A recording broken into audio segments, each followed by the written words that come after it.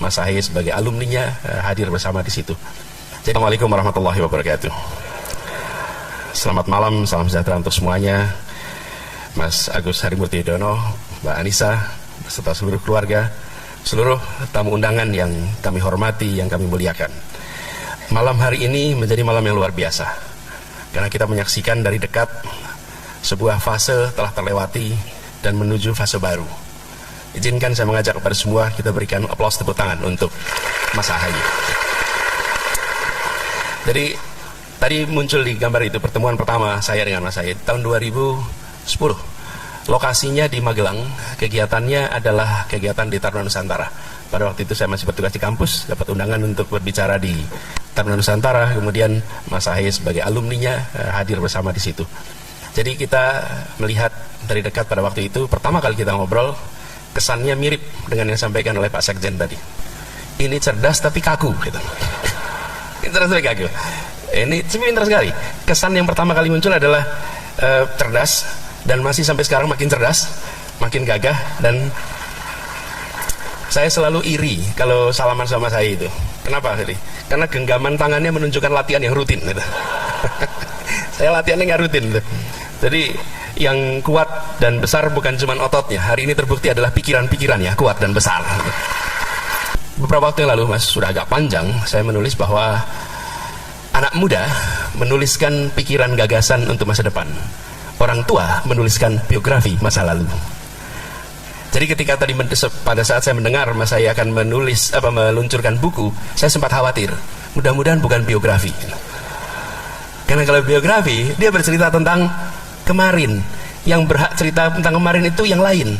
Pak SBY boleh bercerita kemarin, tapi Mas Ahaye harus bercerita masa depan. Dan kecurigaan saya keliru. Mas Ahaye menuliskan gagasan untuk masa depan. Ini keren, Mas. Ini keren. Menurut saya ketika melihat bagian ini, volume kedua ini, maka kita akan melihat anak muda yang memiliki seluruh fasilitas untuk memikirkan dirinya sendiri, untuk menikmati kenyamanan yang diterima sebagai warisan, tapi dibalik dia memikirkan tentang bagaimana Indonesia lebih baik di masa yang akan datang. Ini penting sekali. Dan soal demokrasi di bukunya yang ketiga, memang ini satu transformasi yang luar biasa. Saya pun pada masa itu merasakan betapa pilihan yang diambil oleh Mas Ahaye ini pilihan yang sangat berani. Tapi dituliskan juga oleh Pak Dino tadi, bercerita tentang harus menjalani proses pembentukan. Bahkan dikatakan tadi ilmu berlian. Pak Dino ilmu berlian. Yang menarik, Mas, terkait ilmu berlian ini. Berlian itu kalau dijual, kalau kita beli, itu hitungannya gram. Oke. Karat, gram, tentulah karatnya tinggi, gram. Tapi yang kedua, ada namanya batu bara, Mas. Batu bara itu kalau kita cari, hitungannya kira-kira ton, bahkan tongkang. Nah, ada orang jual batu bara itu gram. Tapi juga sebaliknya, nggak mungkin kita mau beli berlian setengah ton, gitu. Nggak ada. Tapi apa yang menarik? Batu bara dan berlian itu berasal dari materi yang sama, yang tidak kena tekanan tinggi, yang tidak kena suhu bumi yang tinggi, dia akan jadi batu bara. Tapi yang kena tekanan tinggi, yang kena suhu tinggi, kena gemblengan, dia jadi berlian. Ya. Jadi kalau datang ke Sulawesi, Kalimantan Selatan, di sana ada tambang berlian, ada juga tambang batu bara. Itu bedanya, tekanan tinggi. Jadi bagi mereka-mereka yang hari-hari ini dan kemarin mengalami tekanan-tekanan tinggi, sesungguhnya sedang menjadi berlian-berlian masa depan. Nah, selalu ramai kalau ada tekanan, ya. Ini kan bagian pembentukan berlian. Ini aja spontanitas saja, lihat ceritakan Dino tadi.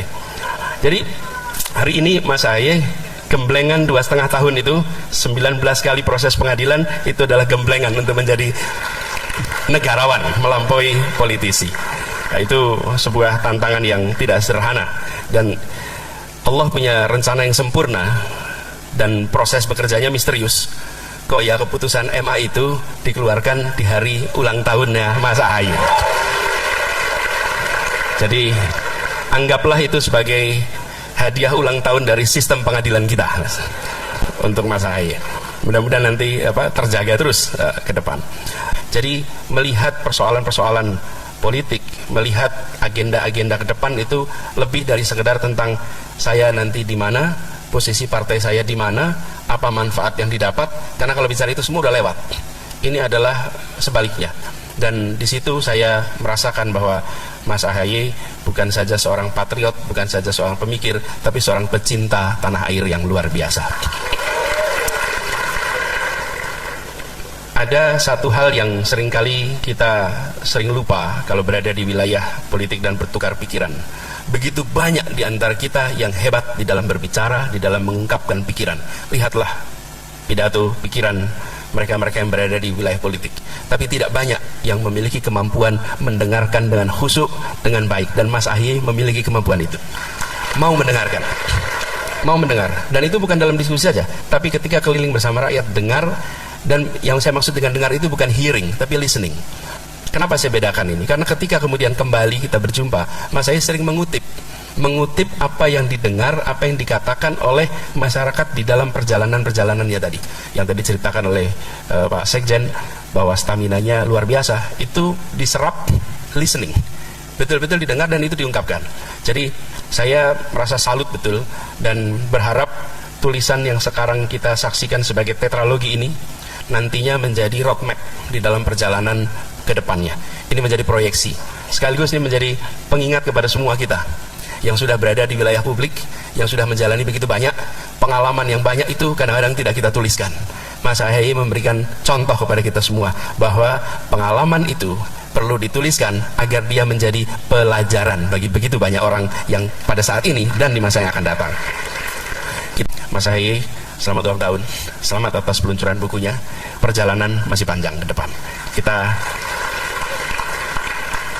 tengok sama-sama ke belakang tadi, Mas AHY sudah punya sejarah yang luar biasa.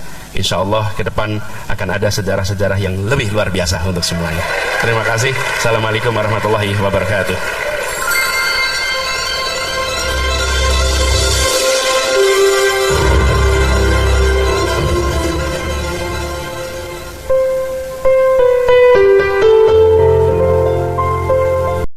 Halo teman, berjumpa bersama saya di Politik Dangi. Ya, ini sangat menarik dan luar biasa bagaimana pidato Anies Baswedan ya di kandangnya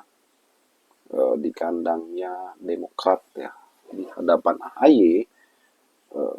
Anies itu berpidato dengan sangat luar biasa, ya, berapi-api. Harapan kita sih ya, AHY dan Anies ini kembali bersatu di Pilpres 2029. Harapan kita kedua tokoh besar, kedua tokoh muda ini bisa bersama-sama di Pilpres 2029. Karena bagaimanapun ya, kedua tokoh ini pernah ya menjadi bakal calon capres cawapres pada saat itu, dan antusias masyarakat kemudian ya sangat menerima ya, mereka teman. Namun karena Anies tidak punya partai ya, yang mengendalikan semuanya adalah Surya Paloh ya. Kemudian AHY tergantikan dan Caimin yang maju. Namun per hari ini ya, harapan masyarakat di Pilpres 2029 ya Anies AHY ini kembali teman. Ya, kalau kita melihat memang persoalan-persoalan di masa lalu tentu itu menyakitkan bagi Demokrat. Namun ya seperti politisi mengatakan ya, tidak ada kawan yang abadi, tidak ada juga lawan yang abadi. Yang abadi hanyalah kepentingan. Yang artinya bahwa kedua tokoh ini ya sangat-sangat mungkin untuk bersama di Pilpres 2029. Kalau misalnya Prabowo Gibran yang maju ya sebagai capres-cawapres, ya, tentu AHY yang notabene ketua umum partai, anak muda, kemudian punya elektabilitas tinggi juga, ini sangat sayang kalau tidak maju teman. Maka apalagi di Pilpres tahun depan 2029 itu mempunyai aturan yang berbeda ya.